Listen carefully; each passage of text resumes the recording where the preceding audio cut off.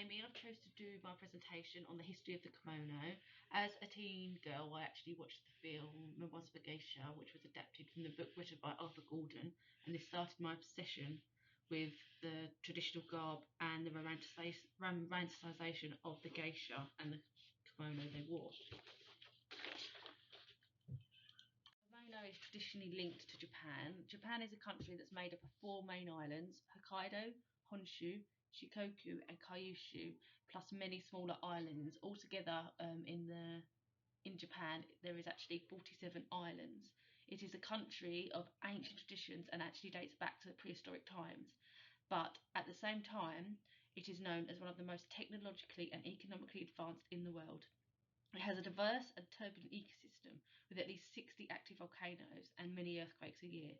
It is this diverse ecosystem, especially the flora and fauna, that has inspired many kimono designs, as you will see in the images throughout this presentation. The history of the kimono. The kimono literally means the thing worn. We start off in the Heian period in the years between the years of 1794 and 1603. And then we move on to the Edo period of 1603 to 1868, the Meiji, which is 1868 to 1912, and then the Taisho and early Showa in 1912 to 1950. The Edo period is where we started to see the more traditional kimono patterns and designs that we now recognise today, and the shape of the kimono hasn't actually changed in hundreds of years, even though there has been plenty of different styles and designs throughout each era. The kasodi was actually the first kimono. The kasodi means small sleeves and the osade means large sleeves. When the terms small and large sleeves were given, they did not refer to the overall size of the sleeve, but rather the size of the sleeve opening or the armhole. The kasodi was originally silk undergarments for the larger, more intricate robes of aristocracy at the time, sokotai and juno hito, which is a traditional 12-layered robe worn by the empress of the time. The commoners wore single kasodi for both under and overgarments, and they were made of plain hemp, as that's all they could afford at the time. A warrior's kasode. From the years 1185, there was a huge shift in political influence from the aristocrats to the warriors, whom only wore the osade, which was the large sleeves, for formal events. They became the celebrities and politicians of the time. Therefore, their fashion was adapted and adopted by commoners and aristocracy alike. Everyday wear for a warrior were highly decorated silk kasode, unlike those worn by commoners, which were made of plain hemp.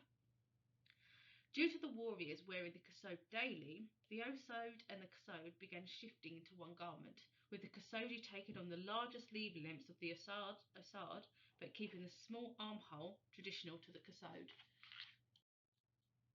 A wealthy merchant. In the Momoyama era, beginning in 1573, we saw trade became a thing due to a Portuguese ship that's actually wrecked in the southwest of Japan. This led to a formal route of trade being set up through the port of Nagasaki. Due to their growing wealth, some lucky commoners who could only previously afford basic fabrics such as hemp were now copying the richly decorated kasode of the warriors. Thus, the osade became completely replaced by the kasode. By the end of the 16th century, the kasode was the primary source of clothing for both sexes in all sections of society, the original gender-neutral clothing, as it were. This era also saw the introduction of the term kimono, used by the Portuguese missionaries. Although the word actually appears as early as the 13th century, it didn't become more widespread until the Edo period.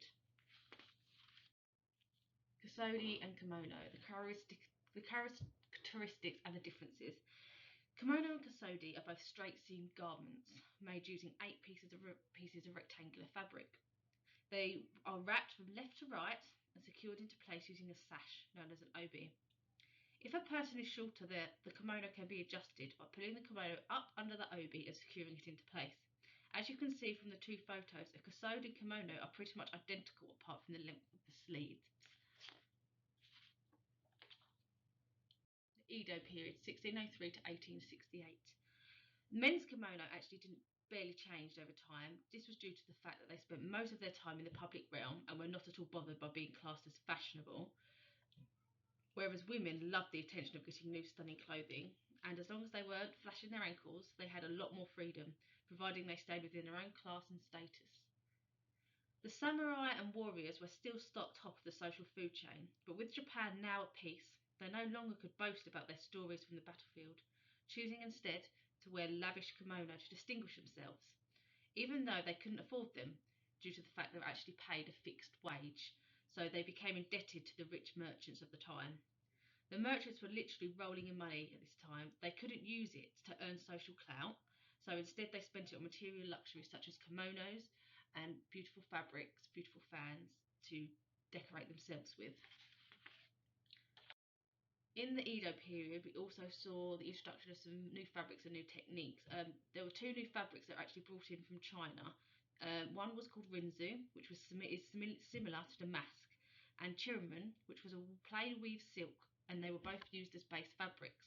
Due to these new fabrics, kimonos began being able to take some pretty heavy textile art techniques, such as Japanese embroidery and yuzen, which was basically batik using rice paste and natural dyes.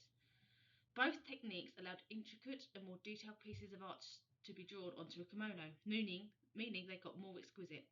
Yuzen was named after Miyazaki Yuzen, famous for his exquisite fan paintings. He moved into kimono motifs, and to own one of his kimono was a height of fashion in the day. In Edo, Japan, women were not judged by their physical looks, but rather by what they wore.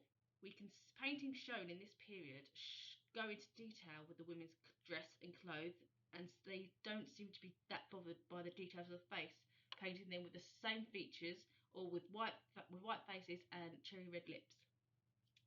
Evidence from surviving texts explain how some famous artists of the time used kimonos as canvases for their work.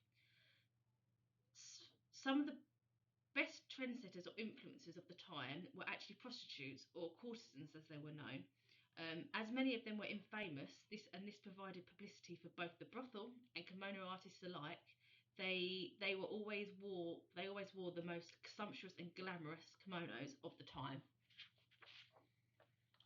The Meiji period, which was the start of the Westernization in 1868. The West were fascinated by Japan, and they wore the kimono to escape the new life in the industrial West, whereas in Japan they were wearing more westernized clothing to drive modernity and industrialization forward. By the 1880s, most men who were in the public eye had adopted full Western dress whilst out and about, reserving kimono to be worn just when there was in their domestic dwelling. This also happened in rural areas where change was slower. Women continued to wear kimono as they predominantly were in the domestic roles.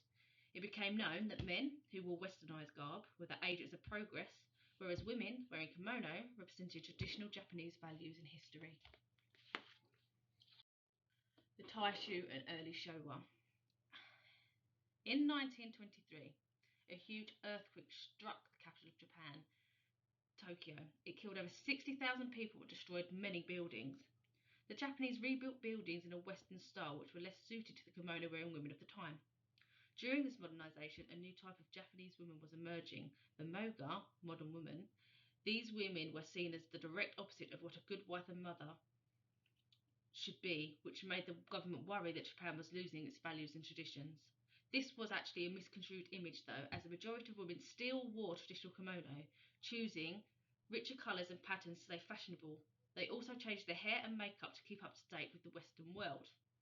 The mix of old and new allowed women to have the middle ground. They could be fashionable, but without risking the ideologies and traditions of their Japanese culture, which was so important to many of the time.